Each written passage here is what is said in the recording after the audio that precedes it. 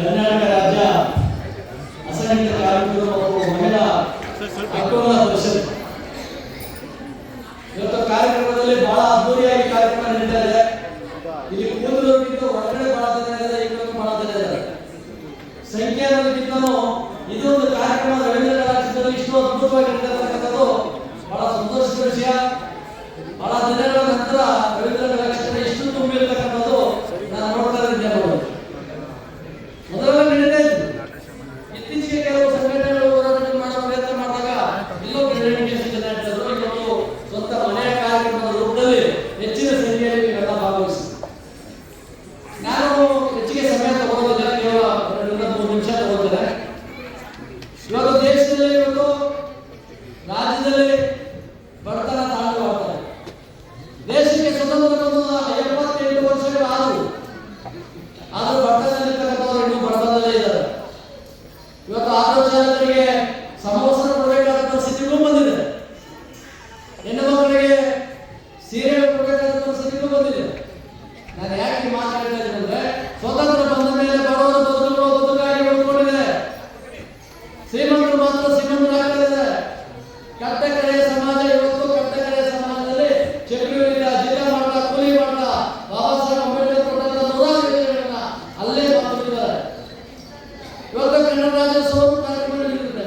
ಈಗಾಗಲೇ ಸಾರಾಂಶ ಮಾತಾಡೋದು ಬಹಳ ಅದ್ಭುತವಾದ ಅವರ ವಿಚಾರಧಾರೆ, ಗೋಕಾಕ್ ಚಳುವಳಿಯಿಂದ ಹಿಡಿದು ರಾಜ್ಕುಮಾರ್ ಅವರ ಹೋರಾಟದಿಂದ ಹಿಡಿದು ಎಲ್ಲ ವಿಷಯಗಳನ್ನ ಇಲ್ಲಿ ಗಮನ ತಂದು ನನಗೆ ಬಹಳ ಸಂತೋಷ ಆಯಿತು. ಅವ್ರ ಭಾರತದಲ್ಲಿ ಅವ್ರಿಗೆ ಇತ್ತೀಚೆಗೆ ಸ್ವಲ್ಪ ನಾನು ಹೇಳ್ಬಿಡ್ತೇನೆ, ಆರೋಗ್ಯ ಕೆಟ್ಟಿತ್ತು.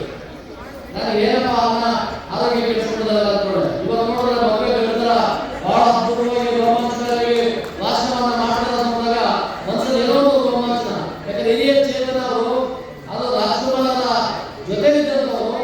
ರಾಜ್ಕುಮಾರ್ ಅವರ ಕಾರ್ಯಕ್ರಮಗಳು ಇಡೀ ಅಖಿಲ ಕರ್ನಾಟಕ ರಾಜ್ಕುಮಾರ್ ವಿಧಾನಸಭೆಯ ಅಧ್ಯಕ್ಷರಾಗಿ ರಾಜ್ಕುಮಾರ್ ಅವರ ವಿದೇಶಿಯಾಗಿ ಅವರು ಸಾಕಷ್ಟು ಕೆಲಸಗಳನ್ನು ಮಾಡಿಕೊಂಡಿದ್ದಾರೆ. ಬಂಧುಗಳೇ, ಇವತ್ತು ರಾಜ್ಯೋತ್ಸವ ನಡೀತಾ ಇದೆ. ಇಲ್ಲಿ ಬಂದಿರ್ತಕ್ಕಂಥವ್ರು ಎಲ್ಲ ಕನ್ನಡಿಗರಲ್ಲ, ಮನೆಯಲ್ಲಿ ಭಾಷೆಗಳು ಏನೇ ಮಾತಾಡ್ತಾರೆ, ಕನ್ನಡ ಇತರೆ ಭಾಷೆಗಳು ಮಾತಾಡ್ತಾರೆ, ತಪ್ಪೇನಲ್ಲ. ಕರ್ನಾಟಕದಲ್ಲಿ ಕನ್ನಡ ತಾಯಿ ಇದ್ದಾಗೆ ತಾಯಿಯನ್ನು ಗೌರವಿಸತಕ್ಕಂಥ ಕೆಲಸವನ್ನು ನಾವೆಲ್ಲರೂ ಮಾಡಬೇಕು.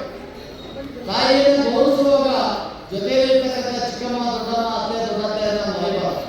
ಅವೇ ತೆಲುಗು ಇತರೆ ಭಾಷೆಗಳು. ಹಾಗೆ ನಮಗೊಬ್ಬ ಹೆಣ್ಣಿಗೆ ಬೇಕು, ಅವಳ ಇಂಗ್ಲಿಷು ಕಡ್ಡಾಯವಾಗಿ ಇಂಗ್ಲಿಷ್ ಅನ್ನ ಕಲಿಯಬೇಕು. ನಾವು ಕಲಿಯದೆ ಹೋದ್ರೆ ಇವತ್ತು ಮೊಬೈಲ್ ಇರ್ತಕ್ಕಂಥ ಒಂದು ಅಕ್ಷರ ನಾವು ಮುಂದುವರಿಸಕ್ಕಾಗೋದಿಲ್ಲ. ಇಡೀ ಪ್ರಪಂಚದಲ್ಲಿ ಇವತ್ತು ಇಂಗ್ಲಿಷ್ ಭಾಷೆಯನ್ನ ನಾವು ಕಲಿಯದೆ ಹೋದ್ರೆ ನಾವು ಬದುಕೋದಕ್ಕೆ ಕಷ್ಟ ಆಗ್ತದೆ. ಹಾಗಾಗಿ ಹೊರ ರಾಜ್ಯದ ನೋವು ಇವತ್ತು ಎಲ್ಲ MNC ಕಂಪನಿಗಳು ಬಂದು ಕೂತಿದ್ದಾರೆ. ನಾವು ಕನ್ನಡ ಅಂತ ಇದ್ದೀವಿ, ಕನ್ನಡ ಮಾತಾಡಬೇಕು, ಬೇರೆ ಭಾಷೆ ಮಾತಾಡಬೇಕು ಅಂತ ಹೇಳ್ತಕ್ಕಂಥ ದೊಡ್ಡ ಸಾಹಿತ್ಯಗಳು, ದೊಡ್ಡ ಹೋರಾಟಗಾರರು ತಮ್ಮ ಮಕ್ಕಳನ್ನ ಇಂಗ್ಲಿಷ್ ಮೀಡಿಯಂ ಓದಿಸ್ತಾರೆ. ಸರ್ಕಾರಿ ಶಾಲೆಯಲ್ಲಿ ಓದೋ ಮಕ್ಕಳಿಗೆ ಇವತ್ತು ಇಂಗ್ಲಿಷ್ ಕಲಿಬೇಡ ಅಂತ ಅವ್ರಿಗೆ ಹುಕುಂ ಕೊಡ್ತಾರೆ. ನಾವು ಅದರಲ್ಲಿ ಯಾರು ನಮ್ಮ ಚಿತ್ರ ಸಾಹಿತಿಗಳು, ದೊಡ್ಡ ದೊಡ್ಡ ಜ್ಞಾನಪೀಠ ಪ್ರಶಸ್ತಿಗಳನ್ನ ಕೊಡುವಂಥವರು, ಅವರ ಮಕ್ಕಳು ನೋಡಿದ್ರೆ ನೀವು MLAಗಳು, MP ಗಳು ಎಲ್ಲರ ಮಕ್ಕಳು ಓದ್ತಾ ಇರ್ತಕ್ಕಂಥದ್ದು ಕಾರ್ಯಕ್ರಮ. 2 ಲಕ್ಷ, 5 ಲಕ್ಷ, 10 ಲಕ್ಷ, 20 ಲಕ್ಷ ಕೊಟ್ಟು ಓದಿಸ್ತಾರೆ. ಅವ್ರು ಓದಿಸ್ಬಾರ್ದು ಅಂತ ಹೇಳಲ್ಲ. ಖಾಸಗಿ ಶಾಲೆಯಲ್ಲಿ ಸರ್ಕಾರಿ ಶಾಲೆಯಲ್ಲಿ ಓದೋ ಮಕ್ಕಳಿಗೆ ಇಂಗ್ಲಿಷ್ ಕಲಿಬೇಡ ಅಂತ ಹೇಳ್ತಕ್ಕಂಥವ್ರು, ನಿಮ್ಮ ಖಾಸಗಿ ಶಾಲೆಗಳಲ್ಲಿ ಓದ್ತಾ ಇರ್ತಕ್ಕಂಥವ್ರಿಗೆ ಒಂದು ಭಾಷೆ ಕನ್ನಡ ಕಲಿಸ್ಕೊಡಿ ಅಂತಕ್ಕಂಥ ಮಾತನ್ನ ಯಾರು ಹೇಳೋದಿಲ್ಲ. ಯಾಕಂದ್ರೆ ಅವ್ರ ಮಕ್ಕಳೆಲ್ಲ ಓದ್ತಾರದು. ನಮ್ಮ ಮಕ್ಕಳು ಮಾತ್ರ ಕನ್ನಡ ಮೀಡಿಯಂ ಓದಬೇಕು. ನಾವೆಲ್ಲ ಕನ್ನಡ ಅಂತ ಹೇಳ್ಬಿಟ್ಟು ಹೆಸರು CN ರಾಮಮೋಹನ್ ಹೆಸರು ಹೆಸರನ್ನ CN ಬೇಡ ಅಂತ ಕಿತ್ತಾಗಿ ಚೀರಾ ರಾಮಮೋಹನ್ ಮಾಡ್ಕೊಂಡ್ರೆ ಕನ್ನಡ ಅಭಿಮಾನಕ್ಕಾಗಿ. ಹೌದು, ನಮ್ಮ ಕನ್ನಡ ಅಭಿಮಾನ ಇದೆ, ನಾವು ಒಪ್ಪಬಾರ್ದಂತಲ್ಲ. ಹಾಗೇನೆ ನಾವು ಕಲಿತ ಭಾಷೆ ಕನ್ನಡ ಆದರೂ ಇಂಗ್ಲಿಷ್ ಕಲಿಯೋದ್ರಿಂದ ನನ್ನ ಮೊಬೈಲಲ್ಲಿ ಒಂದು ಅಕ್ಷರ ನಾನು ಒಂದೇ ಒಂದು ಮೆಸೇಜ್ ಆಗಬೇಕಾಗ್ತಲ್ಲ ಅಂತ ಹೇಳಿ ಕನ್ನಡ ಬಿಟ್ಟರೆ ಭಾಷೆ ಬರಲ್ಲ ನನಗೆ. ನಾನು ಕನ್ನಡ ಅನ್ಕೊಂಡೇ ಬಂದೆ. ಆದರೆ ಶ್ರೀಮಂತರ ಮಕ್ಕಳು ಮಾತ್ರ ಇಂಗ್ಲಿಷ್ ಮೀಡಿಯಂ ಓದೋದ್ರ ಮುಖಾಂತರವಾಗಿ ದೊಡ್ಡ ದೊಡ್ಡ MNC ಕಂಪನಿಗಳಲ್ಲಿ, ಫಾರಿನ್ನಲ್ಲಿ ಎಲ್ಲ ಕಡೆ ಹೋಗಿ ಉದ್ಯೋಗಗಳನ್ನು ಮಾಡಿಸ್ಕೊಳ್ತಾ ಇದ್ದಾರೆ. ನಾನು ಚಂದ್ರಶೇಖರ್ ಪಾಟೀಲ್ ಅಂತ ಒಬ್ಬರಿದ್ರು, ಕನ್ನಡ ಸಾಹಿತ್ಯ ಪರಿಷತ್ತಿನ ಅಧ್ಯಕ್ಷರಾಗಿದ್ದರು. ಅವರು ಅಧ್ಯಕ್ಷರಾಗಿದ್ದಾಗ ಒಂದು ಕಾನೂನು ಮಾಡಿದ್ರು. ಕುಮಾರಸ್ವಾಮಿ ಅವರು ಮುಖ್ಯಮಂತ್ರಿ ಇದ್ದಾರೆ. ಅವರೇನು ಸರ್ಕಾರಿ ಶಾಲೆ ಮಕ್ಕಳು 5ನೇ ಕ್ಲಾಸ್ ಕನ್ನಡ ಕಲಿಯಲಿಲ್ಲ.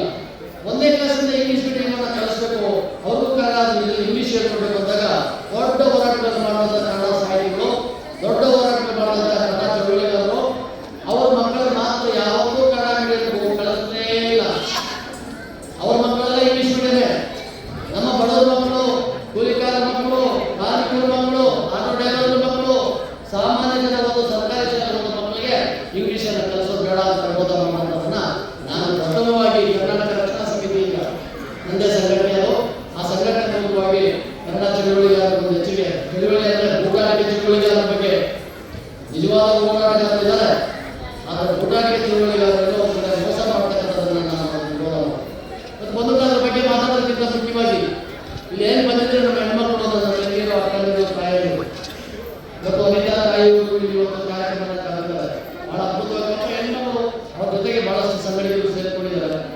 ಇವತ್ತು ಈ ಕಾರ್ಯಕ್ರಮ ರೂಪಿಸಬೇಕಾದ್ರೆ ಎಷ್ಟು ಕಷ್ಟ ಇದೆ ಅಂತಕ್ಕಂಥದ್ದನ್ನು ನನಗೆ ಅರ್ಥ ಮಾಡ್ಕೊಳ್ತೀನಿ. ಈ ಕಷ್ಟದ ಹಿಂದೆ ಇರ್ತಕ್ಕಂಥ ನಾವು ಏನೋ ಒಂದು ಮಾಡಬೇಕು, ನಾನೊಂದು ಕನ್ನಡದ ಪರವಾಗಿ ಕೆಲಸ ಮಾಡಬೇಕು, ಕಾರ್ಮಿಕರ ಪರವಾಗಿ ಕೆಲಸ ಮಾಡಬೇಕು, ಈ ಕಡೆ ಮಾನವ ಹಕ್ಕುಗಳ ಹೋರಾಟ ಉಲ್ಲಂಘನೆ ಆಗ್ತಾ ಇದೆ, ಆ ಹಕ್ಕುಗಳನ್ನು ಉಳಿಸಬೇಕು ಅಂತಕ್ಕಂಥ ದಿಕ್ಕಿನಲ್ಲಿ ಇವತ್ತು ವಿಶೇಷವಾದಂಥ ಮನಸ್ಸಿಟ್ಟುಕೊಂಡು ಕೆಲಸಗಳನ್ನು ಮಾಡ್ತಾ ಇದ್ದಾರೆ.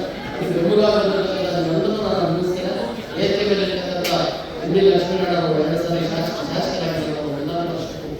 ವಿಧಾನ ಪರಿಷತ್ತಲ್ಲಿ ಶಾಸಕರ ಕೆಲಸ ಮಾಡಿದ್ದಾರೆ ನಮ್ಮ ನಾಯಕರು.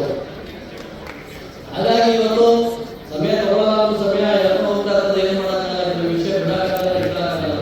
ಸಮಯನ ಜಾಸ್ತಿ ಮಾತಾಡೋದಂತ ಕಡಿಮೆ ಮಾಡಿಕೊಂಡು ಒಂದು ವಿಷಯ ಮಾತಾಡಿದ ಒಂದು ವಿಷಯ ಮಾತಾಡೋದಲ್ಲ, ಅದು ಅಪೂರ್ಣ ಆಗ್ತದೆ ಅಂತ ಭಾವಿಸಿ ಇವತ್ತು ಕನ್ನಡ ಚಳವಳಿಗಳನ್ನ ನಡೀತಾ ಇರ್ತಕ್ಕಂಥ ನಾನು ಒಂದು ಮಾತನ್ನು ಏನು ಮಾಡಿ ಹೇಳಬೇಕಾಗ್ತದೆ. ಮನೆ ಮಾತು, ಕನ್ನಡಕ್ಕೆ ಶಾಸ್ತ್ರೀಯ ಭಾಷೆ ಬೇಕು ಅಂತ ಬಹಳ ದೊಡ್ಡ ಹೋರಾಟಗಳು, ಬೀದಿಯಲ್ಲೆಲ್ಲ ನಿಂತ್ಕೊಂಡು ಹೋರಾಟ ಮಾಡೋದು. ಕನ್ನಡಕ್ಕೆ ಶಾಸ್ತ್ರೀಯ ಭಾಷೆ ಬೇಕು ಬೇಕು ಅಂತ ಕೂಗಾಡುವಂಥ ಸಂಘಟನೆಗಳು. ಕನ್ನಡಕ್ಕೆ ಶಾಸ್ತ್ರೀಯ ಭಾಷೆ ಸಿಕ್ಕಿದೆ, ಆದರೆ ಇವತ್ತು ಶಾಸ್ತ್ರೀಯ ಭಾಷೆ ಎಲ್ಲಿದೆ, ಏನಾಗಿದೆ, ಏನು ಸೌಲಭ್ಯ ಕೊಡ್ತಾ ಇದೆ, ಕನ್ನಡಿಗರ ಬದುಕನ್ನು ಉದ್ಧಾರ ಮಾಡುವಂಥ ಕೆಲಸ ಏನು ಮಾಡಿದೆ ಅಂತಕ್ಕಂಥದ್ದನ್ನು ನಮ್ಮ ಕನ್ನಡ ಚಳವಳಿಗೆ ಇವತ್ತು ನೆನೆಸ್ಕೋಬೇಕು. ಅವ್ರು ಬೀದಿಗಿಳಿದು ದಿನ ಹೋರಾಟ, ಒಂದು ಸಂಘಟನೆ ಹೋರಾಟ ಮಾಡ್ತಾ ಇದ್ದಾರೆ, ಇನ್ನೊಂದು ಸಂಘಟನೆ ನಾನು ಹೋರಾಟ ಮಾಡ್ತೀನಿ. ಒಂದು ಕತ್ತೆ, ಕುದುರೆ, ನಾಯಿ ಎಲ್ಲ ಹೋರಾಟ ಮಾಡ್ತಾರೆ. ಶಾಸ್ತ್ರೀಯ ಭಾಷೆ 12 ವರ್ಷ ಆಯಿತು. ಯಡಿಯೂರಪ್ಪ ಮುಖ್ಯಮಂತ್ರಿ ಇದ್ದಾಗ ಗಾಂಧಿ ಪ್ರತಿಮೆ, ಗಾಂಧಿ ಸಮಾಧಿ ಮುಂದೆ ಧರಣಿ ಮಾಡ್ತಿದ್ದ ಎಚ್ಚರಿಕೆ ಕೊಟ್ಟರು ಕೇಂದ್ರ ಸರ್ಕಾರಕ್ಕೆ. ಕೂಡಲೇ ಕೊಟ್ಬಿಟ್ರು. ಕೊಟ್ಟಿದ್ದಾದ್ಮೇಲೆ ಎಲ್ಲಿದೆ ಅದು ಕಚೇರಿ, ಎಲ್ಲಿದೆ ಕನ್ನಡ ಶಾಸ್ತ್ರೀಯ ಭಾಷೆ ಬದಲಾಗತಕ್ಕಂಥದ್ರಿಂದ ಲಾಭ ಏನು, ಕನ್ನಡಿಗರ ಬದುಕಿಗೆ ನ್ಯಾಯ ಸಿಗೋದಲ್ಲಿ, ಈ ಬಗ್ಗೆ ನಾವು ಯೋಚನೆ ಮಾಡಬೇಕಾಗ್ತದೆ. ನಾನು ಸಾರಾಗಳಿಂದ ಮಾತಾಡ್ತಿದ್ದೆ, ಇನ್ನೂ ಮಾತಾಡೋದು ಬಹಳ ಇದೆ. ಈ ವಿಷಯಗಳನ್ನ ನಾವು ಗಂಭೀರವಾಗಿ ತಗೋಬೇಕು. ಕನ್ನಡಕ್ಕೆ ಶಾಸ್ತ್ರೀಯ ಭಾಷೆ ಬಂದ ತಕ್ಷಣ ಆನಂದ ಪಟ್ಟಂತ ನಾವು, ಆ ಹೋರಾಟಗಳಲ್ಲಿ ಭಾಗವಹಿಸಿದಂತ ನಾವು, ಇವತ್ತು ಶಾಸ್ತ್ರೀಯ ಭಾಷೆ ಬಂದಾದ್ಮೇಲೆ ನಮ್ಮ ಚಳವಳಿಗೆ ಎಲ್ಲಿದ್ದಾರೋ ಏನ್ ಮಾಡ್ತಾ ಇದ್ದಾರೆ ಒಂದು ಅರ್ಥವಾಗದಂತ ಬದಲಾವಣೆ ಕಾಣಿಸ್ತಾ ಇದ್ದಾರೆ. ಹಾಗಾಗಿ ಕನ್ನಡಕ್ಕೆ ನಾವು ಉಳಿಸ್ಕೋಬೇಕಾಗಿದೆ. ಇವತ್ತು ಕನ್ನಡ ಶಾಲೆಗಳು ಇವತ್ತು ಮುಚ್ಚೋಗ್ತಾ ಇದ್ದಾರೆ. ರಾಜ್ಯದಲ್ಲಿ ಸುಮಾರು ಶಾಲೆಗಳು ಮುಚ್ಚೋಗ್ತಾ ಇದ್ದಾರೆ. ಅದಕ್ಕೆ ಕಾರಣ ಏನು? ಖಾಸಗಿ ಶಾಲೆಯವರ ಒಂದು ದುರಂತದ ಬದುಕು. ಅವ್ರ ಮಕ್ಕಳು ಸ್ಕೂಲ್ ಸೇರಿಸಬೇಕಾದ್ರೆ ಖಾಸಗಿ ಶಾಲೆಗಳನ್ನ ಉದ್ಧಾರ ಮಾಡೋದಕ್ಕೆ ಸರ್ಕಾರಿ ಶಾಲೆಗಳು ಉಳಿಸ್ತಾರೆ. ಸರ್ಕಾರ ಇವತ್ತು ಎಚ್ಚರಿಸಬೇಕು. ಇವತ್ತು ಖಾಸಗಿ ಶಾಲೆಗಳು ಏನು ಸೌಲಭ್ಯ ಕೊಡ್ತಾರೋ ಓದೋದಕ್ಕೆ, ಅಷ್ಟೇ ವಿದ್ಯಾಭ್ಯಾಸಕ್ಕಾಗಿ ಕನ್ನಡ ಶಾಲೆಗಳಿಗೂ ಸರ್ಕಾರಿ ಶಾಲೆಗಳು ಅವಕಾಶ ಮಾಡಬೇಕಾಗ್ತದೆ. ನಾನೊಂದು ಸಿನಿಮಾ ಮಾಡಿದ್ದೆ, ನಾನು ಮಾಡಿದ್ದಲ್ಲ, ಕನ್ನಡ ಮಾಡಿದ್ದು. ನಾನು ಕಳೆದು ಮಂತ್ರಿಪಲ್ಲಿ ಶಿಕ್ಷಣ ಸಚಿವ ಆ ಸಿನಿಮಾದಲ್ಲಿ ನಾನು ಸರ್ಕಾರಿ ಶಾಲೆಗಳ ಕನ್ನಡ ಸಿನಿಮಾದಲ್ಲಿ ನಾನು ಅದರಲ್ಲಿ ವಿಶೇಷವಾದಂತಹ ಒಂದು ಘೋಷಣೆಯನ್ನು ಮಾಡಬೇಕಂತ ಸಿನಿಮಾದಲ್ಲಿ ವಿಜಯಪುರದಲ್ಲಿ ಅಲ್ಲಿ ಅದು ಸರ್ಕಾರಿ ಶಾಲೆಗಳನ್ನ ಹೇಗೆ ಮೇಲ್ದರ್ಜೆಗೇರಿಸಬೇಕು ಅಂತಕ್ಕಂಥದ್ದು ಒಂದು ಸಣ್ಣ ಅಭಿನಯ ಒಂದು ಪಾತ್ರ ಕೊಟ್ಟಿದ್ದು. ಅದೊಂದು ಪಿಕ್ಚರ್ ಈಗಾಗಲೇ ರಿಲೀಸ್ ಆಗ್ತಾ ಇದೆ. ಕಮರ್ಷಿಯಲ್ ಪಿಕ್ಚರ್ ಅಂತ ನಾನು ಮಾತಾಡಲ್ಲ, ನಾನು ಹೋರಾಟ ಅಷ್ಟೇ. ಹಾಗಾಗಿ ಪ್ರಾಮಾಣಿಕವಾದಂಥ ಸರ್ಕಾರಿ ಶಾಲೆಗಳನ್ನು ಉಳಿಸುವಂಥ ಕೆಲಸಗಳನ್ನು ನಾವು ಮಾಡಬೇಕಾಗುತ್ತೆ. ಕೆಲವರಿಗೆ ಬೀದಿನಲ್ಲಿ ನಿಂತ್ಕೊಂಡು ಎಲ್ಲೋ ಕಡೆ ನಾಟಕ ಆಡೋದು, ಹೋರಾಟ ಮಾಡೋದು, ದಂಧೆ ಮಾಡ್ಕೊಂಡು ಎಲ್ಲೋ ಕಡೆ ಬೋರ್ಡ್ ಹಾಕೋದು, ರಾಜ್ಯಾಧ್ಯಕ್ಷರು ಅಂತ ಕತ್ತವರು ನಮ್ಮ ಬೆಂಗಳೂರಲ್ಲಿ 10,000 ಜನ ಸಿಗ್ತಾರೆ. ಪ್ರತಿಯೊಬ್ಬರು ರಾಜ್ಯಾಧ್ಯಕ್ಷರು ಕನ್ನಡದ ಬಗ್ಗೆ ಮಾಹಿತಿ ಇಲ್ಲ, ಕನ್ನಡ ಚಳವಳಿ ಗೊತ್ತಿಲ್ಲ. ಹಾಗೆ ದಲಿತ ಸಂಘಟನೆಗಳು ಇದಾವೆ. ನಾನು ಅಖಿಲ ಭಾರತ ದಲಿತ ಕ್ರಿಯಾ ಸಮಿತಿ ರಾಷ್ಟ್ರಾಧ್ಯಕ್ಷನಾಗಿ ಕನ್ಯಾಕುಮಾರಿಯಿಂದ ಕಾಶ್ಮೀರ ತನಕ ಬಾಬಾ ಸಾಹೇಬ್ ಅಂಬೇಡ್ಕರ್ ಕೊಟ್ಟಿರ್ತಕ್ಕಂಥ ಮೀಸಲಾತಿ ಎಲ್ಲೋ ಒಂದು ಕಡೆ ಮೋಸ ಆಗ್ತಾರೆ, ಬಡವರಿಗೆ ಅನ್ಯಾಯ ಆಗಿದೆ, ಅವ್ರು ಸಿಗ್ತಾ ಇಲ್ಲ. ಇವತ್ತು ನಮ್ಮಲ್ಲಿ IAS ನಿರಂತರವಾಗಿ ಅಂಬೇಡ್ಕರ್ ಕೊಟ್ಟಂತ ಅವಕಾಶಗಳೆಲ್ಲ ಮಿಸ್ ಆಗ್ತದೆ ಅಂತ ಹೋರಾಟಗಳನ್ನು ನಾವು ಪ್ರಾರಂಭ ಮಾಡಿದ್ರೆ ಇನ್ ಕೆಲವು ಸಂಘಟನೆಗಳು ರಾಜ್ಯಾಧ್ಯಕ್ಷನ ಯಾವ್ದಪ್ಪ ಆಯ್ತು, ರಾಜ್ಯಾಧ್ಯಕ್ಷ ಒಪ್ಪೋದಿದೆ, ಅಂಬೇಡ್ಕರ್ ಯಾವ ಅಂತ ಹೇಳೋಣ ಅಂದ್ರೆ ಏಪ್ರಿಲ್ 14 ಗೊತ್ತಿಲ್ಲ ನಮ್ಗೆ ಅಷ್ಟು, ಯಾವ ವರ್ಷ ಹುಟ್ಟಿದ್ರೋ ಗೊತ್ತಿಲ್ಲ. ಅವೆಲ್ಲ ನಮ್ಗೆ ಆಕರಣಕ್ಕೆ ಬರಲ್ಲ. ಇಂಥವು ರಾಜ್ಯಾಧ್ಯಕ್ಷರು ಲೋಕಲ್ ಇಲ್ಲೋ ಲಿಟಿಗೇಷನ್ ಪ್ರಾಪರ್ಟಿಗಳು ಹೋಗಿ ಬೋರ್ಡ್ ಆಗಕ್ಕೆ, ಇಲ್ಲೋ ಒಂದು ಕಡೆ ಹೋಗಿ ಅಟ್ರಾಸಿಟಿ ಕೇಸ್ ಹಾಕಕ್ಕೆ, ಜನರ ಮಧ್ಯೆ ಗೊಂದಲ ಮಾಡೋದು, ಮೋಸ ಮಾಡೋಂಥ ಒಂದು ಚಟುವಟಿಕೆಯನ್ನು ತೋರಿಸ್ಕೊಂಡು ಇಲ್ಲೋ ಒಂದು ಕಡೆ ಅದು ಅಪ್ರಸ್ತುತವಾದಂಥ ಹೋರಾಟಗಳು ಮಾಡ್ತಕ್ಕಂಥ ಕೆಲಸಗಳನ್ನ ಮಾಡ್ತಾ ಇದ್ದಾರೆ. ಇದು ನಾನು ನೋವಿದೆ. ಇನ್ನೊಂದು ಕೊನೆಯ ಮಾತಾದ್ರೆ ಹೇಳ್ತಾರೆ, ಇಲ್ಲಿ ಬಹಳ ಜನ ಹೋರಾಟಗಾರ ಬಂದಿದ್ರೆ, ಬಹಳ ಬಡವರಲ್ಲಿ ಗೌರವವಾಗಿ ಕೆಲಸ ಮಾಡಬೇಕಂತಕ್ಕಂಥವ್ರು ಬಂದಿದೆ. ಇವೆಲ್ಲ ಒಂದೊಂದು ಟ್ರಸ್ಟ್ಗಳನ್ನು ಮಾಡಬೇಡಿ.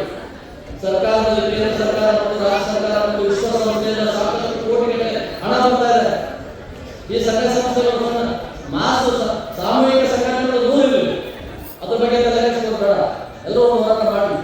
ಆದರೆ ಇಂಡಿವಿಜುವಲ್ ಆಗಿ ಒಬ್ಬೊಬ್ಬರು ಬದುಕನ್ನು ನೆಲೆಗೊಳಿಸಬೇಕು. ಈ ಒಂದು ದೃಷ್ಟಿ ಮಾಡೋದ್ರ ಮುಖಾಂತರವಾಗಿ ನಾನು ಅದಕ್ಕಾಗಿ ಸಪ್ರೇಟ್ ಆಗಿ ಒಂದು ದಿವಸ ಮಾತಾಡ್ತೇನೆ. ಯಾರಾದರೂ ನಿಮ್ಗೆ ಆಸಕ್ತಿ ಇದೆ ನನ್ನ ಬಗ್ಗೆ ಒಂದು ಮೋಟಿವೇಶನ್ ವಿಚಾರವನ್ನು ಯಾರು ಮಾಡೋದು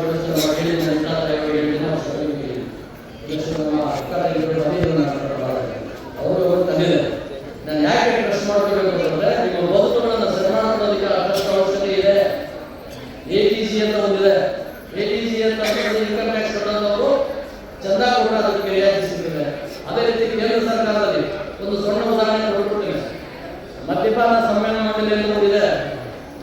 ಗಾಂಧೀಜಿಯವರ 108 ಕನಸು. ಮದ್ಯಪಾನ ಮಾಡೋದ್ರಿಂದ ದೇಹಕ್ಕೆ ಎಷ್ಟು ಹಾನಿಕರ ಆಗ್ತದೆ, ಕುಟುಂಬಗಳಿಗೆ ಎಷ್ಟು ಹಾನಿಕರ ಆಗ್ತದೆ, ಅವರ ಸಂಸಾರ ಮಕ್ಕಳು ಬೀದಿ ಬರ್ತಕ್ಕಂಥ ವಿಷಯದಲ್ಲಿ ಗಾಂಧಿ ಮದ್ಯಪಾನ ನಿಷೇಧ ಮಾಡೋದಕ್ಕೆ ಒಂದು ಆಯೋಗ ಸಂಸ್ಥೆ ಮಾಡಿದ್ದಾರೆ, ಮದ್ಯಪಾನ ಸಂಬಂಧಿ. ಹಾಗೆ ನೋಡಿ, ನಿಮ್ಗೆ ಯಾರು ವಿಷಯ ಗೊತ್ತಿಲ್ಲ, ನನಗೆ ಗೊತ್ತಿಲ್ಲ, ಅದೆಲ್ಲ ಒಂದು ಹೆಡ್ರೇಟ್ ಇಟ್ಕೊಂಡು ಹೋಗ್ತಾರೆ, ಒಂದು ಹೇಳ್ಕೊಡ್ತಾರೆ. ಮದ್ಯಪಾನ ಸಂಬಂಧ ಮಂಡಳಿ ಬಗ್ಗೆ, ಮದ್ಯಪಾನ ಮಾಡೋದ್ರ ಬಗ್ಗೆ, ಧೂಮಪಾನ ಮಾಡೋದ್ರ ಮದ್ಯಪಾನ ಮಾಡೋದ್ರ ಬಗ್ಗೆ ವಿರೋಧ ಮಾಡಬೇಕು ಅಂತ ಹೇಳಿ ಅವೇರ್ನೆಸ್ ಕ್ಯಾಂಪ್ಗಳು ಮಾಡ್ತಾರೆ. ಲಕ್ಷಗಟ್ಟಲೆ ಕೋಟಿಗಟ್ಟಲೆ ದುಡ್ಡಲ್ಲಿ ಬಂದು ಕೊಡ್ತಾರೆ ಕೇಂದ್ರ ಸರ್ಕಾರ ಮತ್ತು ರಾಜ್ಯ ಸರ್ಕಾರ. ಆ ದುಡ್ಡನ್ನು ಅವರೆಲ್ಲ ಕಳಿಸ್ತಾರೆ. ಹಾಗೆ ಸಾಕಷ್ಟು ಇದ್ದಾವೆ. ನಿಮ್ಮ ಬಗ್ಗೆ ಮುಂದೆ ಕೊಡ್ತಾರೆ, ಬೇಡ ಇಂಥದ್ದೆಲ್ಲ ಇರ್ತದೆ, ಮಾತಾಡೋಣ. ಇದು ವೇದಿಕೆ ಮೇಲೆ ಬಹಳ ಜನ ಮಾತಾಡಿದ್ದಾರೆ. ಇವತ್ತು ಕನ್ನಡಿಗರಿಗಾಗಿ, ಕನ್ನಡಿಗರಿಗೋಸ್ಕರ ಈ ಸಂಘಟನೆ ಹುಟ್ಟಿದೆ. ಅಸಂಘಟಿತ ಕಾರ್ಮಿಕ ಕಲ್ಯಾಣ ಮಂಡಳಿಯಲ್ಲಿ ಕೋಟಿಗಟ್ಟಲೆ ದುಡ್ಡು ಇದೆ. ಈ ದುಡ್ಡು ಹೇಗೆ ಬರ್ತದೆ ಅಂತಕ್ಕಂಥದ್ದು ಸಣ್ಣ ಉದಾಹರಣೆ ಅಂದ್ರೆ, ಇವತ್ತು BJPಗಳು ಯಾವ್ದು ನಿಮ್ಮ ಮನೆ ಕಟ್ಟಿದ 10 ಲಕ್ಷದ ಮೇಲೆ 20 ಲಕ್ಷಗಳು ಎಸ್ಟಿಮೇಟ್ ಮಾಡಿ ಮನೆ ಕಟ್ಟಿದ್ರೆ 1% ಹಣ ಸೇರಿಸ್ಕೊಳ್ಬೇಕು ಅಸಂಘಟಿತರಿಗೆ. ಇದು ಸುಮಾರು 20,000 ಕೋಟಿ ಹಣ ಇದೆ. ಈ ಹಣ ಹೇಗೆ ಹೊಡಿಬೇಕು ಅಂತಕ್ಕಂಥದ್ದು ನಮ್ಮ ರಾಜಕಾರಣಿಗಳು, ಅಧಿಕಾರಿಗಳು ಸೇರಿ ಲೂಟಿ ಮಾಡ್ಕೊಂಡಿದ್ದಾರೆ. ಕಾರ್ಮಿಕರಿಗೆ ಮಾತ್ರ ಕಲಿತಾ ಇಲ್ಲ, ಅವ್ರು ಕೊಡ್ಬೇಕಾದ ಸೌಲಭ್ಯಗಳು ಕಲಿತಾ ಇಲ್ಲ. ಅವ್ರಿಗೆ ಏನೆಲ್ಲ ಬೆನಿಫಿಟ್ ಕೊಡಬೇಕು, ಮನೆ ಕಟ್ಟಬೇಕು ಅಂತ ಆಲೋಚನೆ ಇದೆ, ಮನೆ ಕಟ್ಟುವ ಕೆಲಸ ಮಾಡ್ತಾ ಇಲ್ಲ. ಈಗ ಅಸಂಘಟಿತ ಕಾರ್ಮಿಕರು ಬದುಕು ಹಾಗೆಯೇ ಹಂಗೆ ಉಳ್ಕೊಂಡಿದೆ. ಹೀಗಾಗಿ ಇಂಥ ವಿಚಾರಗಳನ್ನ ಇಟ್ಕೊಂಡು ಹೋರಾಟ ಮಾಡ್ತಕ್ಕಂಥ ಶ್ರೀಮತಿ ಅನಿತಾ ತಾಯಿ ಮತ್ತು ಎಲ್ಲ ಸಭೆಗಳು ಎಲ್ಲರೂ ನಾನು ಮನಸ್ಪೂರ್ವಕವಾಗಿ ಅಭಿನಂದಿಸ್ತಾರೆ. 2 ನಿಮಿಷ 1 ನಿಮಿಷ ಅಂತಂದ್ರೆ ಆಗಲ್ಲ, ಸ್ವಲ್ಪ ಜಾಸ್ತಿ ಆಗಿದೆ. ಇವತ್ತು ನಿಜವಾದ ಎತ್ತೋಡ ಕಷ್ಟ ಎತ್ತೋಗಿ ಗೊತ್ತಿದೆ. ಎಲ್ಲಿಗೆ ಆಗೋಗಿ ಎಲ್ಲಿಗೆ ನಾವು ಗೊತ್ತಾಗಲ್ಲ.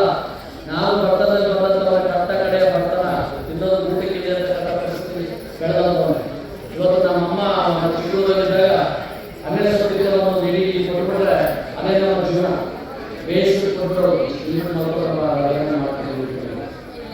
ಮನೆಗೆ ಮಕ್ಕಳ ಜಾಗ ಯಾಕಂದ್ರೆ ಸಾವು ಹೋಗಿದ್ರು ಗೋಣಿಚಲ ನೋಡೋಣ. ಆ ಗೋಣಿಚಲ ಇದು ನಮ್ಮ ನೋವಿನ ದಿನಗಳು.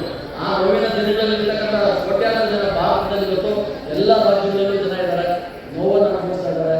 ಅಂಬೇಡ್ಕರ್ ಕೊಟ್ಟಿರ್ತಕ್ಕಂಥ ಸೌಲಭ್ಯಗಳು ಬರ್ತಾ ಇಲ್ಲ. ಬಾಬಾ ಸಾಹೇಬ್ ಅವತ್ತಿನಿಂದ ಹೇಳೋದು ಸಮಾನತೆ, ಸ್ವಾತಂತ್ರ್ಯ, 3 ವೇದಗಳು ಕೊಟ್ಟರು. ಇವತ್ತಿಗೆ ಬಂದಿರ್ತಕ್ಕಂಥ ಬಹಳ ಜನರ ಮನಸ್ಸಲ್ಲಿದೆ SC/ST ಮೀಸಲಾತಿ ನಮಗೆ SC/ST ಮಾತ್ರ ಮಾಡಿದಲ್ಲ, ಎಲ್ಲರಿಗೂ ಮಾಡಲು ಅದನ್ನು ಜಾರಿ ಮಾಡತಕ್ಕಂಥ ಅಧಿಕಾರಿಗಳು, ಸರ್ಕಾರಗಳು ಆ ಕೆಲಸ ಮಾಡಿಲ್ಲ. VP ಸಿಂಧೂರು ಮಂಡಲ್ ಕಮಿಷನ್ ಅಂತ ಮಾಡಿ 1989ರಲ್ಲಿ ಮಂಡಲ್ ಕಮಿಷನ್ ಮುಖಾಂತರ 32% ಹಿಂದುಳಿದ ಜಾತಿಗಳಿಗೆ ಮೀಸಲಾತಿಗಳು. ನರೇಂದ್ರ ಮೋದಿ 10% ಮೀಸಲಾತಿಗಳು. ಭಾರತದಲ್ಲಿ ಹುಟ್ಟಿರ್ತಕ್ಕಂಥ ಪ್ರತಿಯೊಂದು ಜಾತಿ, ಧರ್ಮ, ಪ್ರತಿಯೊಬ್ಬ ವ್ಯಕ್ತಿಗೂ ಇವತ್ತು ಮೀಸಲಾತಿಯನ್ನು ಕೊಡ್ತಕ್ಕಂಥ ಕೆಲಸವನ್ನ ಇವತ್ತು ದೇಶದಲ್ಲಿ ಎಷ್ಟು ಜನ ಕೊಟ್ಟಿದ್ದೀವಿ. ನಾನು ಹಬ್ಬ ಇಲ್ಲ, ಒಬ್ಬ ಒಪ್ಪಿಗೆ ಆಗಿರ್ತಾರೆ ತಿಳ್ಕೊಳ್ಳೋಣ. ಮಕ್ಕಳಿಗೆ ಮೀಸಲಾತಿ ಅಲ್ರಿ, ಆ SC/ST ಮೀಸಲಾತಿ ನಮಗೆಲ್ಲ ಇದೆ ಅಂತಾರೆ. ಆ SC/ST ಏನಾಗಿದೆ, ಅವರಲ್ಲಿ ಇರ್ತಕ್ಕಂಥ IAS, IPS, ಇನ್ಕಮ್ ಟ್ಯಾಕ್ಸ್ ಅವ್ರು ಮಾತ್ರ ಚುಕ್ಕಿಯಲ್ಲಿ ಗೊತ್ತಿದ್ದ ಮಾಡೋದು. ಹಾಗಾಗಿ ಇಂಥ ವಿಚಾರ ಸಾಕಷ್ಟಿದೆ. ನಾನು ಗಮನಿಸಬೇಕಾದ ನೋವನ್ನು ಹೇಳ್ಬೇಕಾದ್ರೆ ಖುಷಿ ಆಗ್ತದೆ. ಇಷ್ಟು ಜನ ಸೇರಿಲ್ಲ, ರಾಜ್ಯಗಳು ಬಹಳ ಇದಕ್ಕಿಂತ ಜಾಸ್ತಿ ಆಗ್ತಿದ್ದಾರೆ. ಈ ಕಡೆ ಒಂದು ಜನ ಇದ್ದಾರೆ. ಎಲ್ಲ ಸೇರಿ ನೋಡೋದು ಇನ್ನೊಂದು ಕಾರ್ಯಕ್ರಮ ಇಷ್ಟು ಸಂಖ್ಯೆಯಲ್ಲಿ ಮನೆ ಕಾರ್ಯಕ್ರಮ, ಕುಟುಂಬದ ಕಾರ್ಯಕ್ರಮ ಸೇರಿದ್ದಾರೆ. ನಮ್ಮೆಲ್ಲರೂ ಅಭಿನಯಿಸಿ ನಾನು ಮಾತನ್ನು ಮುಗಿಸ್ತಾರೆ. ಜೈ ಕರ್ನಾಟಕ.